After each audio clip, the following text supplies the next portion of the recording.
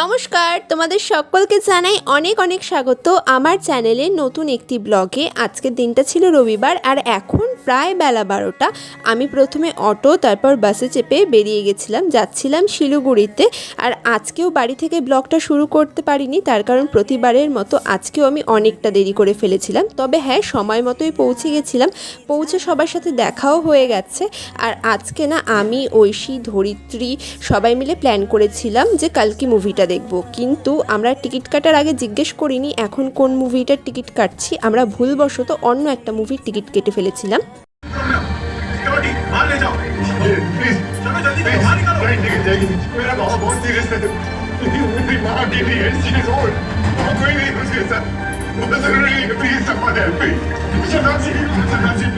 যতক্ষণে আমরা বুঝতে পেরেছিলাম আমরা যেই মুভিটা দেখতে এসেছি এটা সেটা নয়, ততক্ষণে আমাদের কাছে আর কোনো অপশন ছিল না চেঞ্জ করার। তো আমাদেরকে অন্য মুভিটাই দেখতে হতো, আমরা আর কালকে দেখতে পারছি না। আজ না আমি প্রায় অনেক বছর পর একটা মুভি দেখতে এসেছি। লাস্ট মুভি আমি দেখেছিলাম ড্রিম গার্ল। তো আমাদের না খুব মন খারাপ হয়ে গেছিলো, তবে আমরা ভেবেছিলাম যে কিছুটা সময় এখানে থেকে বেরিয়ে যাব, বেরিয়ে কোনো রেস্টুরেন্টে বা ক্যাফেতে গিয়ে একটু টাইম স্পেন্ড করে বাড়ি চলে যাব। তবে যখন মুভিটা একটুখানি দেখলাম তখন ইন্টারেস্টেড হতে হতে পুরো মুভিটাই আমরা দেখে নিয়েছি। খুব একটা খারাপ ছিল না মুভিটা, জাস্ট ওকে ওকে ছিল। এই মুভিটার নাম মনে হয়েছিল সারফিরা বা এরকমই কিছু একটা হবে, আমার ঠিক নামটাও মনে নেই। তবে এই মুভিটা যেই গল্পটার ওপরে বেস করে হয়েছিল সেই গল্পটা কিন্তু বেশ ভালো ছিল। এটার একটা তামিল ভার্সনও আছে, তোমরা চাইলে সেটাও দেখতে পারো। আর তারপরে আমরা বেরিয়ে গেছিলাম একটা রেস্টুরেন্টে, এখন যাব সেখানে কিছু খাওয়া দাওয়া করে যে যার বাড়ির উদ্দেশ্যে আবার রওনা হব।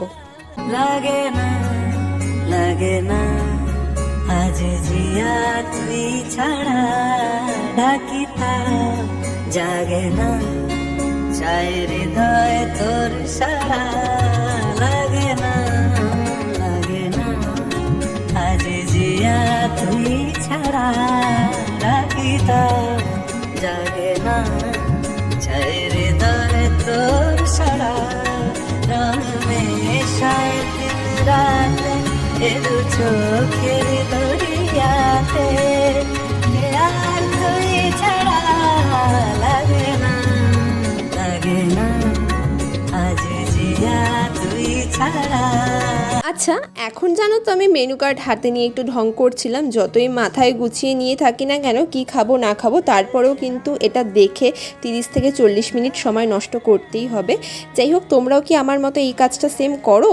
আর এরপর আমরা চিন্তা ভাবনা করে নিয়েছিলাম যে আমরা কি খাবো না খাবো, তারপর অর্ডারও করে দিয়েছিলাম। এরপর আমরা অ্যাম্বিয়েন্সটার মজা নিচ্ছিলাম।